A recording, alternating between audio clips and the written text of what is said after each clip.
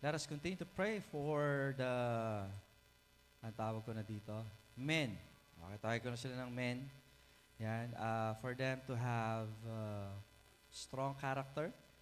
Kasi kailangan po yan sa isang lalaki ng Panginoon. Hindi na po tayo magpapakatagal, tayo po mag-aaral na ng salita ng ating Ama. At inaanyayahan ko po kayo na buksan niyo po ang inyong mga Biblia sa aklat po ng Bilang, Kabanata 12, mga talatang 1, 2, tapos lulundag tayo ng 9 at 10, at lulundag na naman tayo ng talatang 15. Numbers chapter 12, verse 1 and verse 2. Then we will jump to verse 9 and verse 10, and then we will jump sa verse 15. Na bakit po natin ito gagawin? Kasi pag-aaralan natin titignan pala, yung buong chapter. But we will look to some important details, ng mga talatang ito. Yan. Kung nakita na po, say amen. Okay, babasahin ko na lang po, sundan nyo na lang na yung paningin. Siguro lagay mo na lang to sa Filipino. Ayan, pero babasahin ko po siya sa King James Version. At ganito po ang ating matutunghayan. And Miriam and Aaron spake against Moses because of the Ethiopian woman whom he had married, for he had married an Ethiopian woman. And they said, had the Lord indeed spoken only to Moses? Had he not spoken also by us? And the Lord heard it. Dahil lundago tayo sa verse 10, sa verse 9.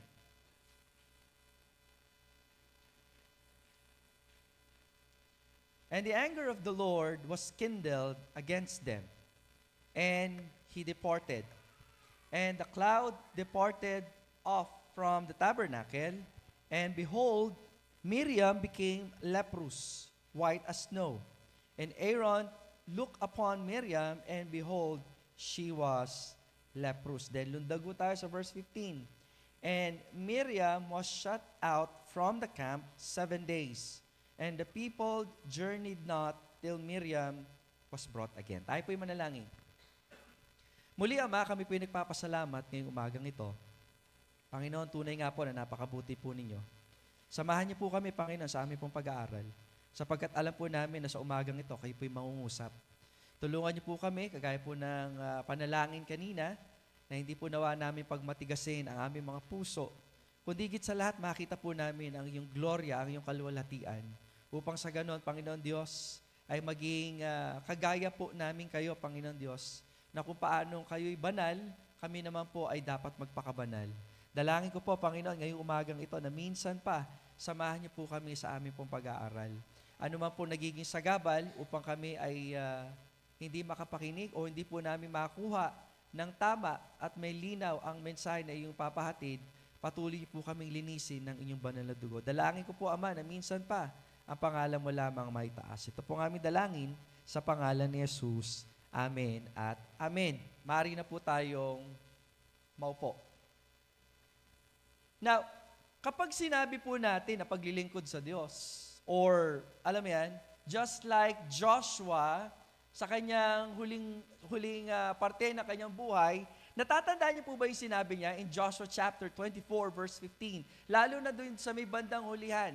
Ang sabi niya doon, but as for me and my house, ang sabi niya doon, we will serve the Lord. Kasi in the time of Israel, alam naman po natin na sabi nga doon sa unahan, doon sa verse 15, di ba? Tingnan po natin. Lagay mo nga sa King James. Yan. If it seem evil unto you to serve the Lord. Notice the wording ang ginamit po dyan. Sabi niya, kung sa palagay ninyo, masama ang maglingkod sa Panginoon, ba't sasabihin ito ni Joshua? Diba? Wala namang mag-iisip talaga na masama ang maglingkod sa Panginoon. Amen. Tama ba? Wala naman eh. Pero makikita niyo dito kung bakit niya sinabi, kasi yung dapat nilang gawin at yung kanilang pamumuhay, magkasalungat. So ngayon, sinasabi ngayon ni Joshua sa mga tao, iba yung pamumuhay ninyo. Diba? Kinakailangan maging maayos. Ngayon, kung sa palagay ninyo na masama ang maglingkod sa Panginoon, ang sabi niya dyan, choose you this day, kinakailangan yung pumili. Now, kung bakit po natin ito tinitignan, mga kapatid, mga minamahal, in a family, okay, or sa pamilya, di ba, when we are serving God with your family, it is both challenging and rewarding at the same time. Ulitin ko, kapag kasama ninyong naglilingkod sa Diyos ang inyong pamilya, it is both challenging and rewarding at the same time. Now, medyo iba ang gagawin po natin ngayong umagang ito. Are you listening to me?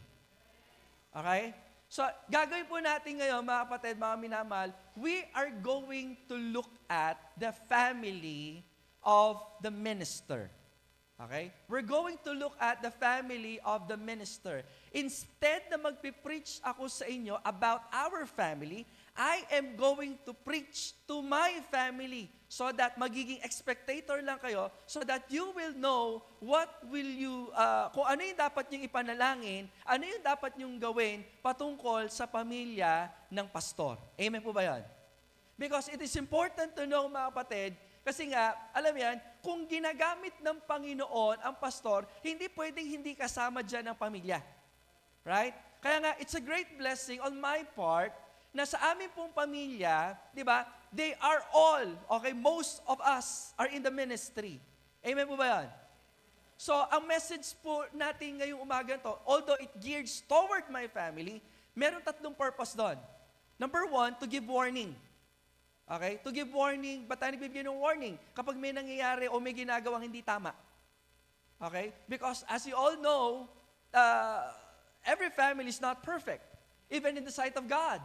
O kahit sabihin pang, nandito yun sa lupa, even though, alam mo, meron na established na pangalan, they are not perfect. So the message this morning is giving what? Warning. Second, it gives reminder.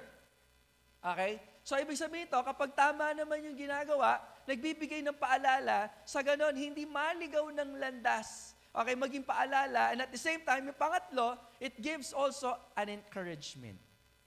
A reminder when you are doing the ministry and encouragement in the times na sila ay pinanghihinaan ng loob.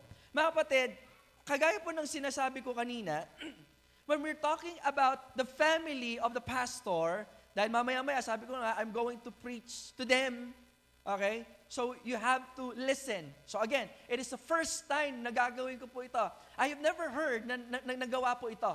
Pero dahil tinitignan po natin ang salita ng Diyos and I'm reviewing all the biblical stories, I stumbled across. Nakita ko tong storya na to. At sa palagay ko, alam mo yun, at sinabi ko sa Panginoon, Lord, meron po ba kayong gusto ipakita sa pamamagitan ng storya na to? Kasi as if ginagamit tong storya na ito para ipaunawa sa mga member na dapat, alam mo yun, bigyan ng paggalang ang lingkod ng Panginoon. But actually, iba yung pinakita ng Panginoon sa akin dito sa mga talatang ito. Because again, when we're talking about family, it's not perfect. Amen? So, when it comes to God's presence, when it comes to the presence of the people of God, we're not perfect. We're not claiming at all that we're perfect. Ano pa? When it comes to God's Word, we're not exempted. Amen? So, hindi lang kayo pinapangaralan, pati sila, pangangaralan din. Kasi nga, pagdating sa salita ng Diyos, hindi kami labas doon. Ano pa? When it comes to God's work, di ba? We're not what? Indispensable. Kagaya ng sinasabi ko po kanina, kahit sa pamilya namin, sa pamilya natin, wala tayo, sa pamilya namin wala kaming pwedeng may pagmalaki sa Panginoon. Wala talaga. Hindi ibig sabihin na magaling ka sa music, hindi ibig sabihin na magaling ka sa preaching, para bang, alam mo yun, wow, gagamitin ka ng Panginoon, at kapag wala ka na, babagsak ka ministry. Maling-mali po yun. So, for us as a family, we need to consider that. Okay? Andiyan dyan, sana nandito silang lahat. Si Kuya Mel, yan, nandito. Si Kuya Ace, nandito. Si tatay, si nanay. And syempre, to the extended family, si Pat, si Ate Maika, sino pa? Si Rhea, at nasa online po, tama-tama. Si Ate Michelle, Tita Rose, nandiyan dyan. Si na Tita Lulu.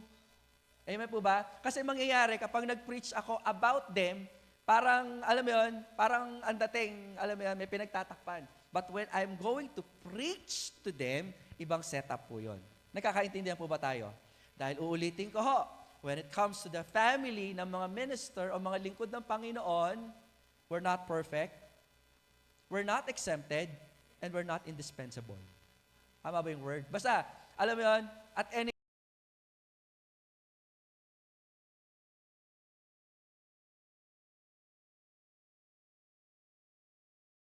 look first muna yung storya for us to have an idea kung ano po ba yung pinag-uusapan natin. Now, ang sabi po dito in Numbers chapter 12, okay, verse 1, sabi dyan, sina Miriam at Aaron ay nagsalita laban kay Moises. Take note ha, kapatid nila ito. Okay, kapatid nila ito. Ngayon, anong issue? Ang issue ito, dahil sa babaeng Kusita or Cushite or sa King James Version, Ethiopian. Tama? Tingnan mo nga doon sa GC, kaya ako nag-send ng picture. Okay? Kaya ako nag-send ng picture, yun yung purpose po noon. So ano nga po ba ang itsura ng mga Ethiopian or mga Cushites na tinatawag? They are black people. They are black people. Okay?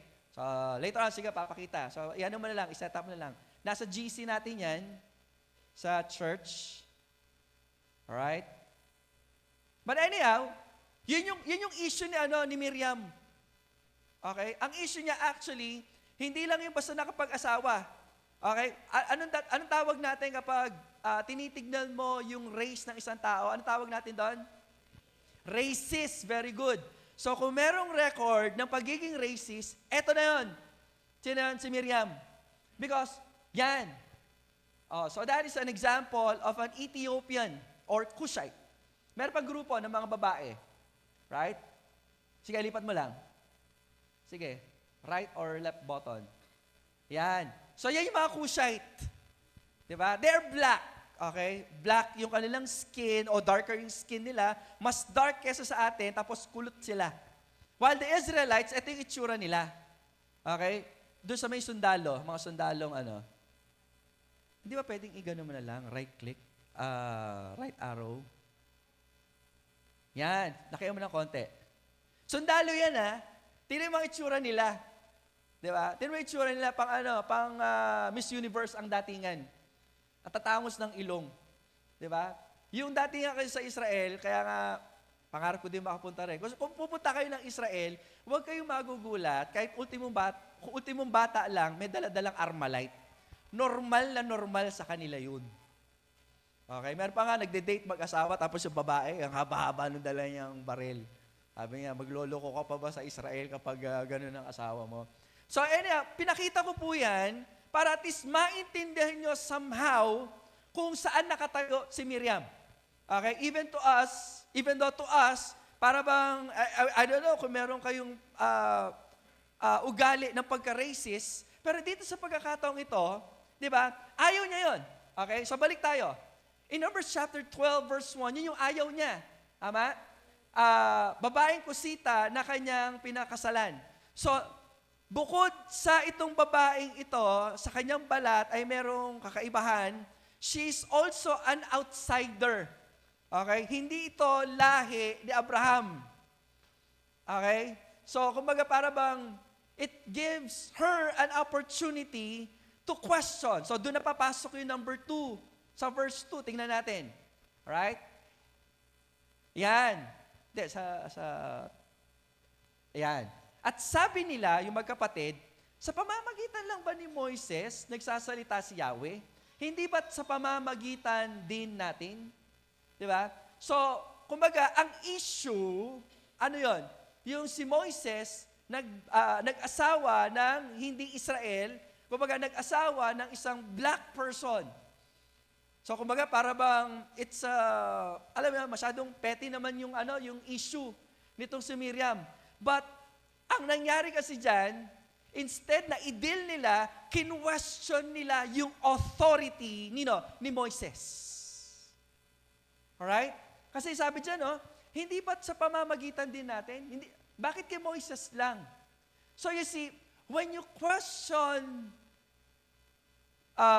the person God has appointed, kumbaga kung kinu-question mo, tinatanong mo, di ba, yung authority ng lingkod ng Panginoon, you are not just questioning the authority, you are questioning God.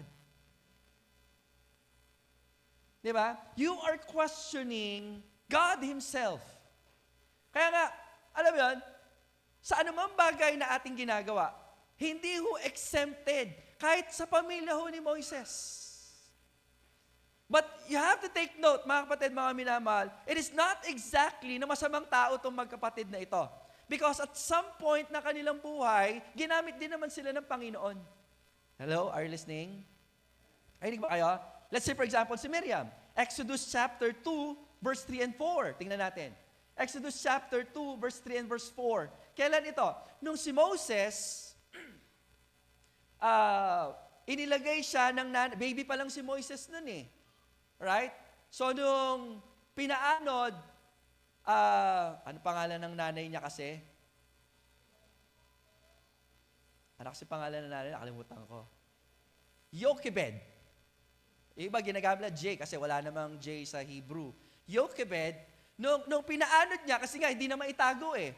Remember, doon sa Exodus, nung pinapapatay, nung Pharaoh, yung hari, yung lahat ng bata, naalala niyo, kasi nga dumadami ang Israelites. Because that is the promise of God. Even though in persecution, makikita natin yung pangako ng Panginoon. Makikita natin yung sovereignty ng Panginoon. So dito sa pagkakataon ito, paano siya ginamit? So makita dyan, pagkatapos niya inilagay niya rito ang sanggol, nandito ba? Okay, sige. May pangpang ng ilog. Verse 4. At ang kapatid na babae, so that is Miriam. Right? Ang kapatid na babae naman na sanggol ay tumayo sa di kalayuan upang tignan kung ano ang nangyayari. So binantayan niya. Let's jump in verse 7. Okay? Nung nakita nung anak ni Faraon, okay, itong si baby Moses, so ano ginawa ni kapatid? Ang kapatid naman ng bata ay lumapit sa prinsesa at kanyang sinabi, kung gusto po ninyo, ihahanap po kayo ng isang Hebreyang mag-aalaga sa sanggol na iyan. Sino kinuha ni Miriam? Of course, yung nanay nila. So the provision of God is so great that even though may mga pangyayari na hindi mo inaasahan, ang Diyos pa rin gumagawa ng paraan. Hindi ba karapat dapat pasalamatan ng Diyos? So that is Miriam. Hindi siya masamang tao. Okay? Ano pa? Ito namang si Aaron. Okay? Exodus chapter 4, verse 13 and 14. Ginamit din siya ng Lord. Naalala niyo na tinatawag na si Moises? Tapos, ano sabi niya dyan?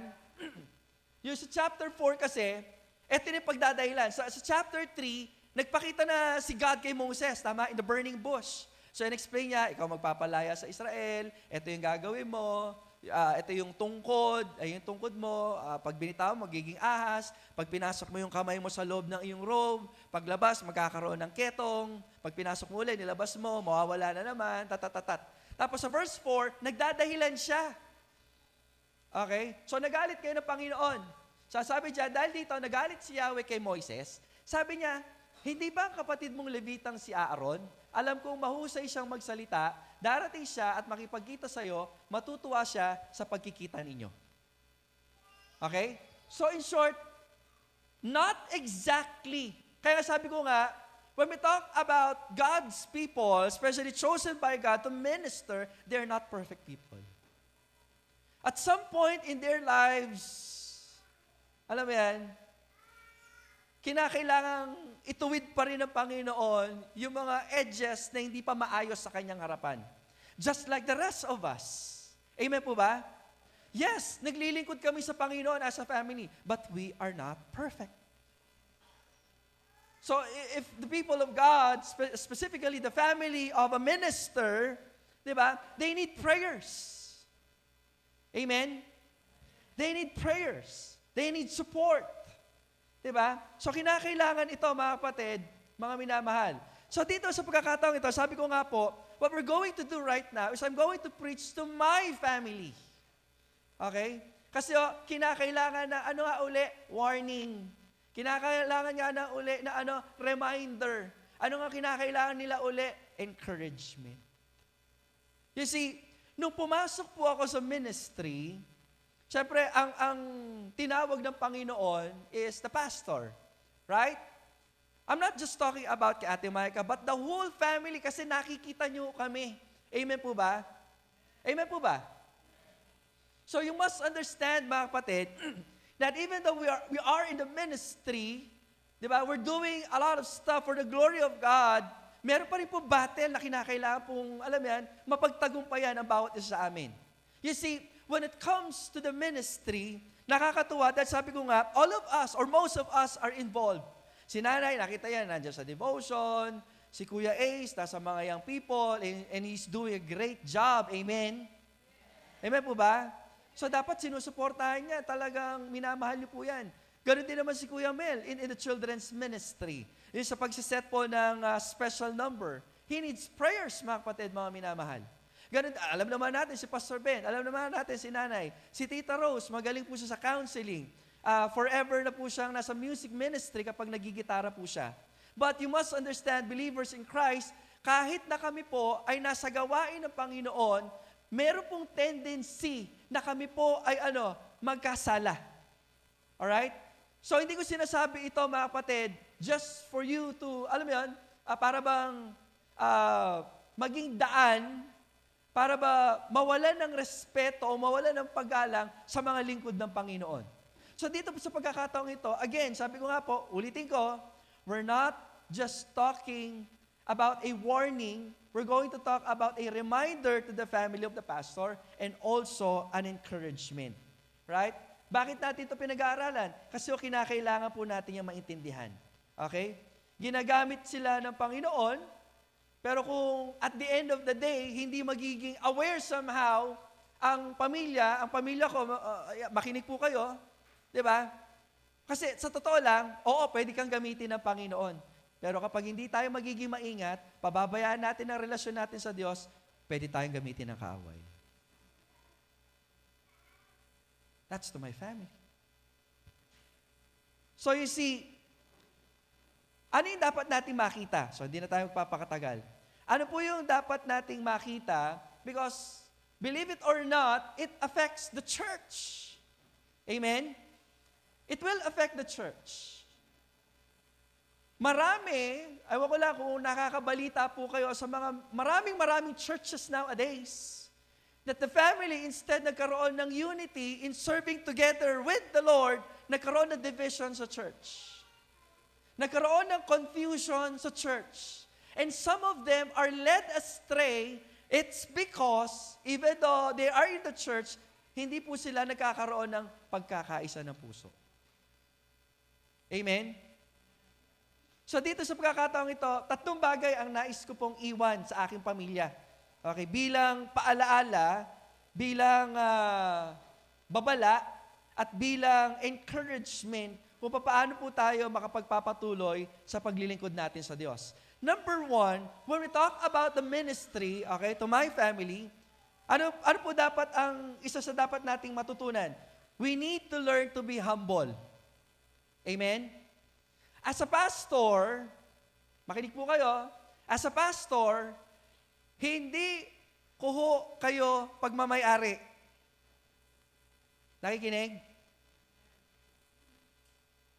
So my job is not to boss you around.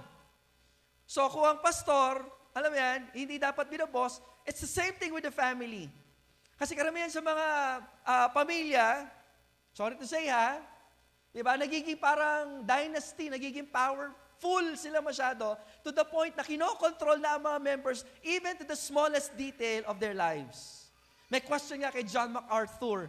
So sabi ang question ganito, how much authority does a pastor has over his members? And the answer is none. Sabi dito, tingnan natin, 1 Peter chapter 5. Okay? In 1 Peter chapter 5, verse 4,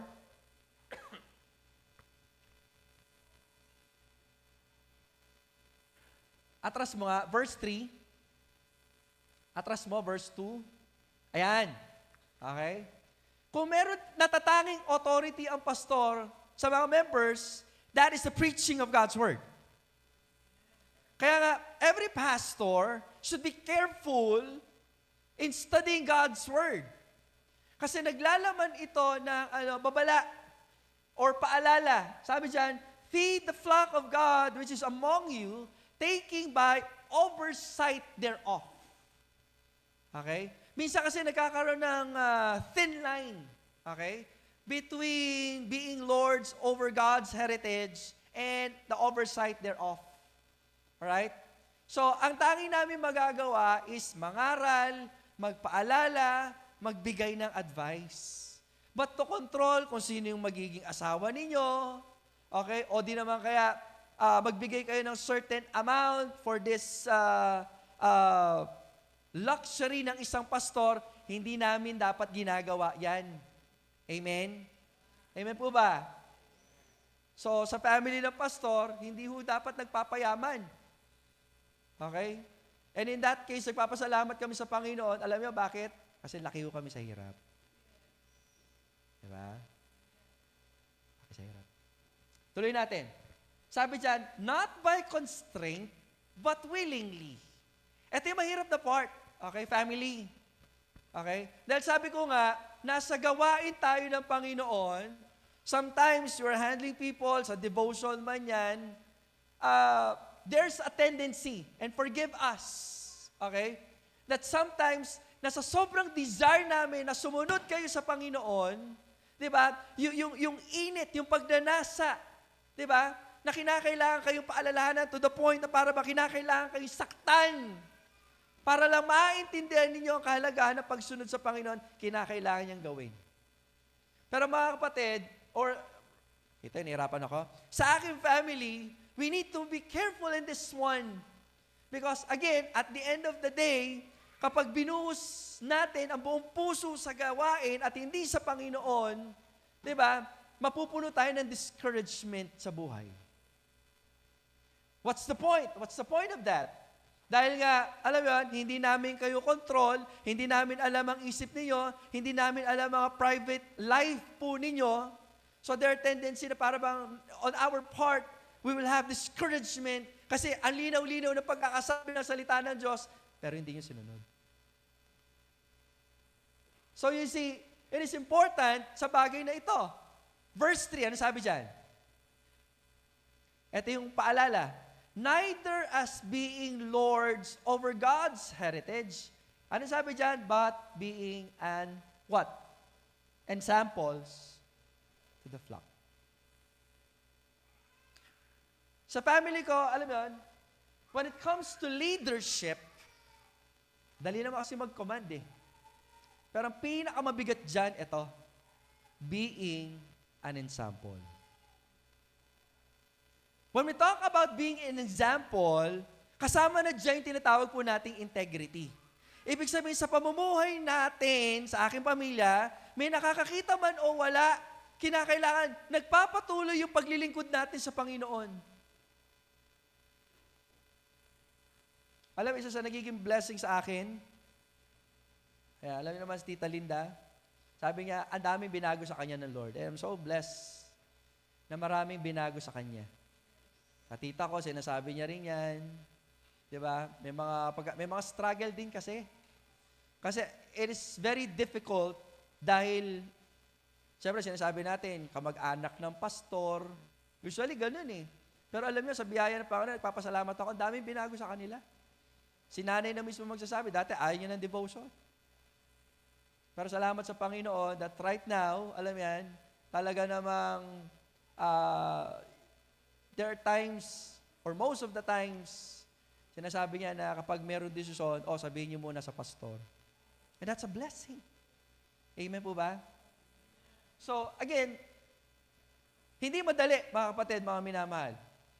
Sa aking family. So, hindi mo madali. Pero ang sabi kasi dyan, but being an example or examples to the flock. Verse 4. May reward kasi dyan eh. And when the chief shepherd shall appear, take note ha, so yung sinasabi ngayon ni Soriano, na bawal magpatawag ng pastor, hindi ho, pwede rin. Pwede. Kaya nga hindi tinatawag ng pastor, ang tawag sa kanya, brother lang. Brother Eli, Brother Eddie Villanueva, magkatunog lang pa mo. Okay? Ako, hindi ako brother kasi Eric ako eh. Yeah, tsaka mas gwapo ko sa kanila.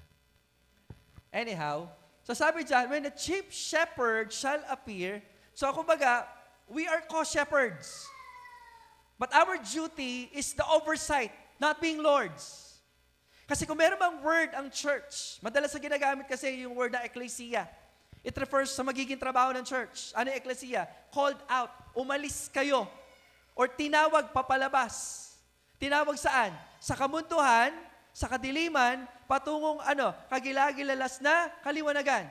But that's not just the terminology of the church. Meron pang isa na hindi masyado nagagamit. And the word is kuriakon.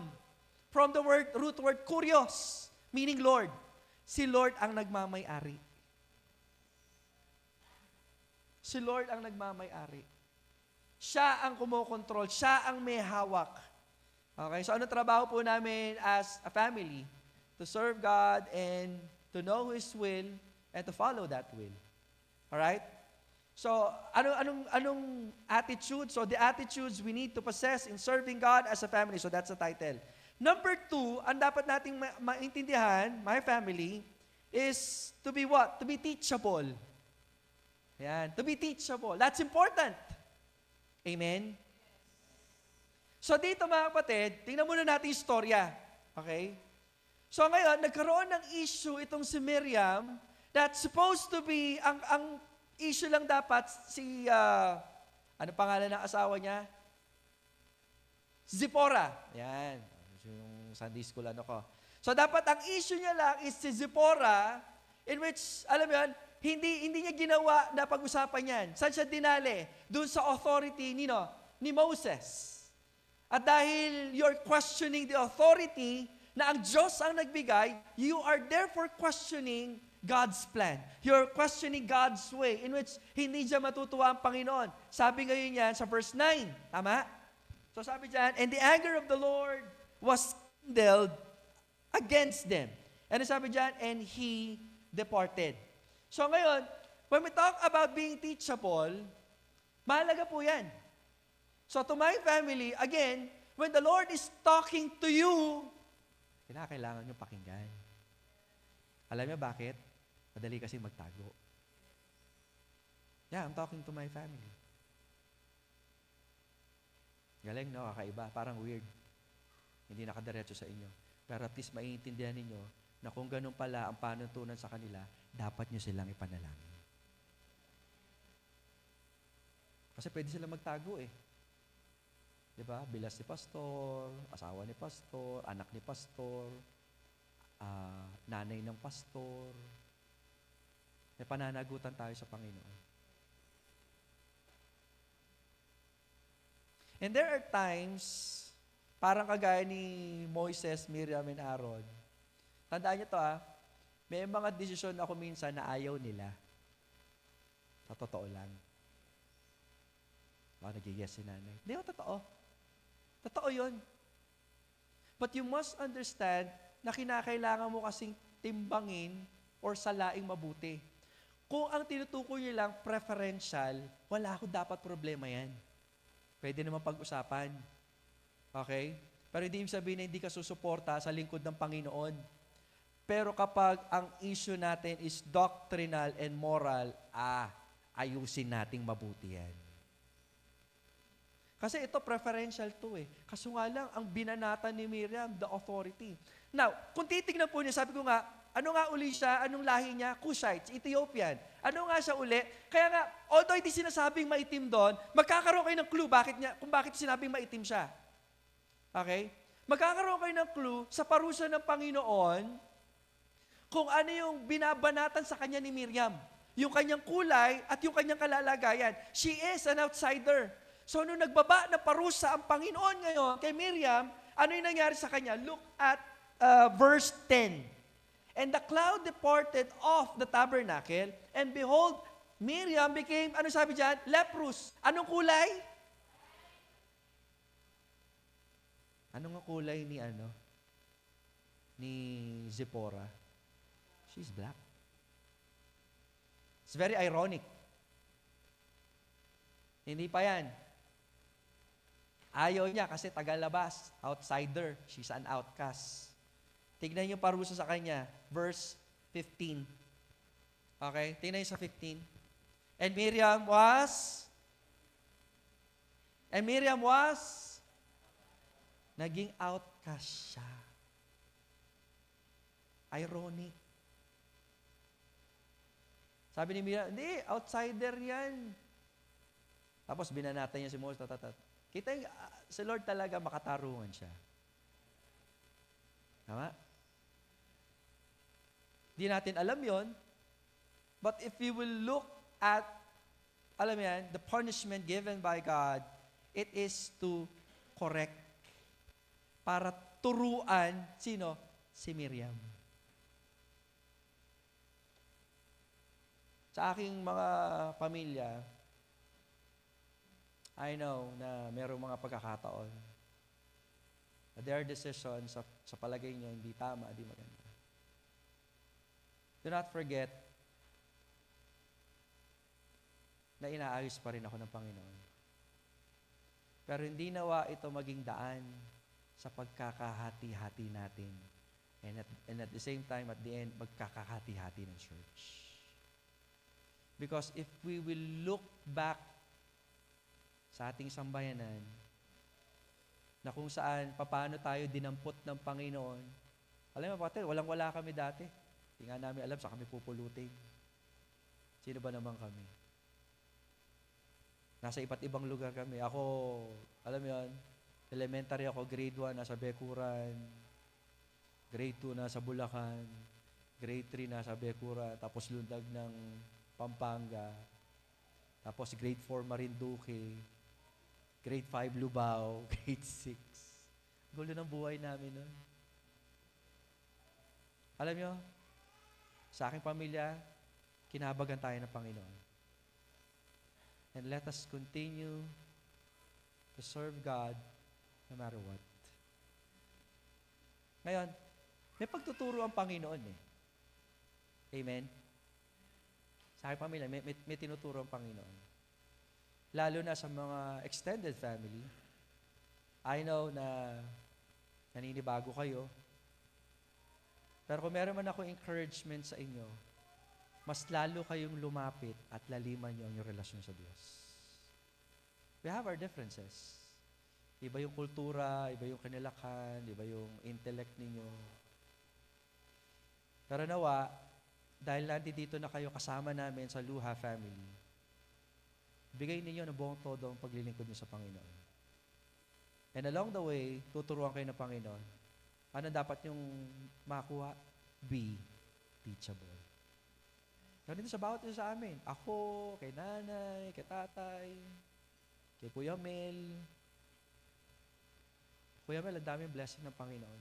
Sino mag-aakala na yung sakit niya, biyaya yun ng Panginoon sa kanya.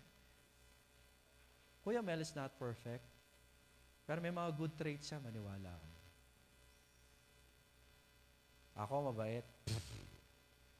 I'm not. May kabait na kayo nakikita sa biyaya ng Panginoon. So as a family, yeah, you need to pray for us. Hindi ko sinasabi to, not an excuse. But then again, it gives you an understanding. Alam mo yan, sapagkat kung meron kami magiging desire, it's the desire just like Joshua. But as for me and my house, we will serve the Lord. Doon nalalabas yung pangatlo. So, be humble, be teachable, be available. Okay? Be available. Especially, if there are times na yung situation is uncomfortable. Ibig sabihin, family, kasi minsan ganun eh, kapag pamilya ka ng pastor, pag matamad ka, hindi makatamad eh. Ang weird, no? I'm preaching to my family. So that you will know, again, we're not perfect, we're not exempted, and we're not indispensable. So my challenge to my family, be available. Kung may issue pa rin kayo na pagiging late, si nanay dati, ganun, kinakwento niya sa akin. Oo. Kasi ang katwiran niya, ako naman maglinis kayong church, o diyang late. Alam mo, binago siya ng Lord. Ganun.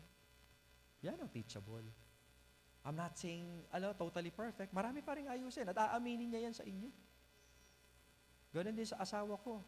Dami rin binago ng Panginoon dyan. Diba? Kaya nga, again, as a family, kinakailangan natin magpatuloy na magpakababa, magpaturo sa Panginoon, maging handa lagi, na maging available sa gawain ng Panginoon. Mga kapatid, ano naman ang take na dito as a church? It is important for you to note, na kailangan niyong maalala, na ang Diyos lang dapat ang naitataas sa iglesyang ito. Not our family.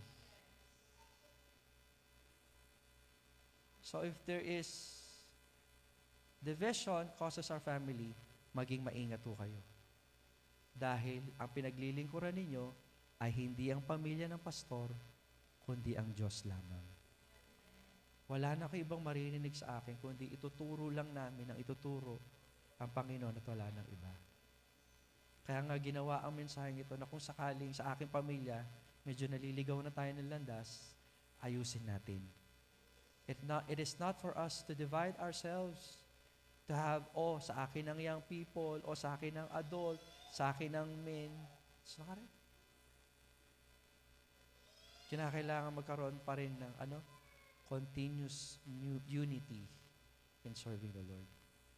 Kasi yun ang din naman ang desire namin sa inyo. Amen po ba? I hope nakukuha nyo itong mensahe. It's new to me. Bago lang sa akin. It's a new strategy sa mga preachers. But it is an important somehow idea to preach on. Kasi baka sabihin nyo lang, laging kayo lang ng kayo. At least pinangaralan ko rin sila. Amen po ba? Kasi again, sa buong buhay po natin, wala na tayong ibang gagawin, kundi may taas ang Panginoon. Tayo pala natin tumayo, tayo manalangin. Tayo manalangin. Muli, Ama, kami pinagpapasalamat ngayong umagang ito. Lord, kinausap ko po ang aking pamilya in the midst of the church, Father God. Not to discourage them, pero yung kabaliktaran. Panginoon, hindi lamang ang iglesia ang aking binabalaan, maging ang aking pamilya because, Lord, we're not exempted. Maging ang aking pamilya ay tinuturuan niyo rin po. Tinutuwid niyo po kami, Panginoon. Kaya salamat po. We're not perfect, oh God, but still, Lord, humihingi pa rin kami ng kahabagan na nagbumula sa iyo. Kung paano niyo po kami niligtas nung kami walang-wala. Iniligtas niyo po kami sa aming mga kasalanan. Patuloy, Panginoon, na umaasa kami sa iyo. Lord, dalangin ko po ngayong umagang ito, nakahabagan niyo po, Panginoon Diyos, ang aking pamilya. Hinihingi ko po, Panginoon Diyos, sa patuloy po silang bigyan ng patience sa kanilang mga sarili. Bigyan niyo rin po sila ng wisdom para makita po nila yung mga bagay na dapat baguhin. Lord, help them to be teachable, Panginoon. Hindi dahil kamag-anak ng pastor, asawa ng pastor, wala naman nakakita sa amin. Hindi po nawa ganon ang maging mindsetting ng aking pamilya. Lord, dalangin ko rin po na kung gusto po namin lumago ang iglesyang ito, magsisimula po ito sa pamilya po namin. Lord, salamat, Panginoon, sa mensaheng ito. Although it's a very new strategy, it's a new style, O God. Kasi, Panginoon, wala na po kami ibang kikilalanin kundi Ikaw. Tulungan niyo po kami, Panginoon Diyos, na hanggang sa iyong pagbabalik, ay patuloy po nawa kami magtapat. Patuloy po nawa kami maglingkod ng buong lakas, ng buong pag-iisip, ng buong kaluluwa. Salamat, Panginoon Diyos, kay Pastor Ben, kay Nanay, na patuloy binibigyan ng kalakasan. I pray for them, O God. You continue to bless them. Many people would not understand them, O God, but I pray, Lord, grant them peace. Ganun din, Panginoon Diyos, kay Kuya Mel, kay Ate Pat, kay Elisha, maging kay Timothy, Panginoon Diyos. Salamat sa pamilyang ito. Dalahin ko po na patuloy buksan na kanilang puso't isipan upang hanggang sa huli may paglingkod po nila ang buhay po nila sa inyo.